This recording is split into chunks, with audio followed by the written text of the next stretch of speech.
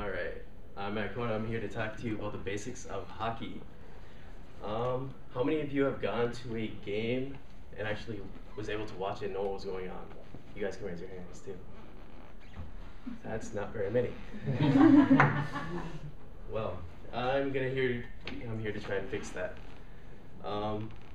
First I'm going to start off with a little bit of history. The first time it was ever played on ice was actually started in the 1800s in Nova Scotia, Canada. I got that off of statshockey.net. It was named hockey after a Royal Canadian rifle officer who decided to have his men play it almost every single day while they were on duty. So that's where that came from. Before that, it was actually played in fields, like field hockey, normally called stick and ball.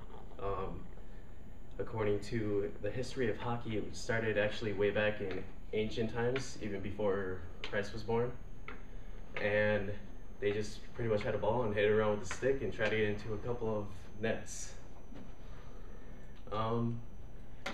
It wasn't until 1817 that the NHL was actually started. The NHL actually started with only 6 teams registered in the league. They were Montreal Canadiens, Boston Bruins, New York Rangers, Detroit Red Wings, Toronto Maple Leafs, and the Chicago Blackhawks. All 6 teams are currently still in the NHL and surprisingly still have the same owners and names. The one thing people that are in hockey strive to get is the Stanley Cup. This was named after Lord Stanley himself. He was actually a lord back over in, I can't remember exactly where it was. I think it was Belgium, I believe, but I could be wrong. It is the one trophy out of all the actual professional leagues that is retained over and over again, where the players don't actually get to keep it and the teams don't get to keep it. It's given back to the organization and passed on from team to team that wins it. Throughout the NHL, it's had quite a few great players, but there's one that actually stands out. He is actually called the Great One. It is Wayne Gretzky. Over his 20-year season, he won the scoring title 10 times, had 9 MVPs, and won the Stanley Cup 4 times, which is utterly incredible, to say the least. His goals were 894 goals, 1,963 assists for a total of 2,857 points. That you can look at statshockey.net to see if I'm right on that. Some other greats were Bobby Hull, Bobby Orr.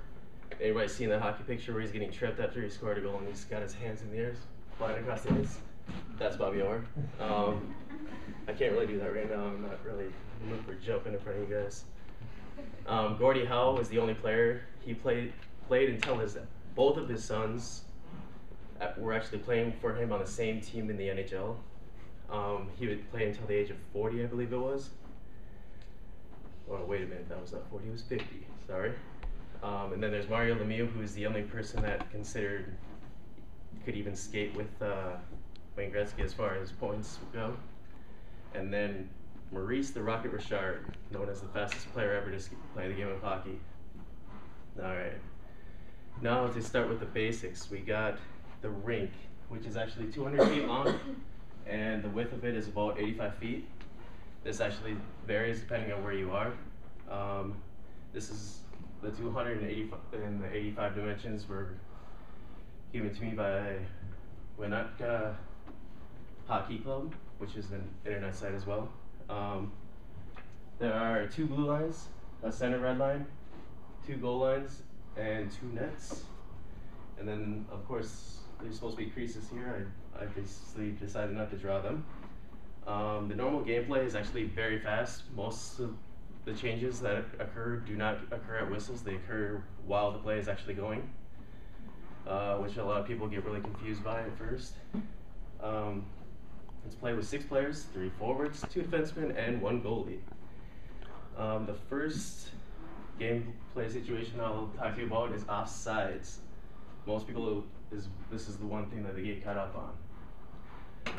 What it is you cannot cross you're attacking blue line, so saying this is the X's zone, this is the O zone. You can't, this is the X player, he has the puck. This player right here cannot cross the blue line before the puck does. If he does, it is whistled offsides, and the play is brought back into the neutral zone and taken on at either face-off dots, right on those spots right there. Another general play is icing. This one is one that took my mom about 15 years to learn. Yeah, she still doesn't like when I tell people that. Let's just say you got the puck right here. If it's thrown into all the way across the zone like that, into the offensive zone and crosses the goal line, that is icing no matter what. It is before you cross the red line, the center red line. Next of the gameplay is in the crease. If you are in the crease before the puck is in there, the play is whistled dead and the face-off takes place outside of the zone. Another commonality in hockey is penalties. There's a bunch of them. I'm not going to go through them because I'm just sitting here going as fast as I can through this. There are minors, which are pretty evident, normally slashing or tripping. Majors, which are 5 minutes and normally are more dangerous than minors. Misconducts are normally caused by injury, or they are a chicken from behind penalty, which still gives me the shivers every time I say it, because it hurts. Another penalty is a match penalty, which is when you either seriously injure the player, or the ref believes you did it on purpose and wanted to hurt the person. Has never happened to me yet. And from that is pretty much the normal gameplay of hockey. I've played for 15 years, and now hopefully you guys can go to a game and understand a little bit better than before.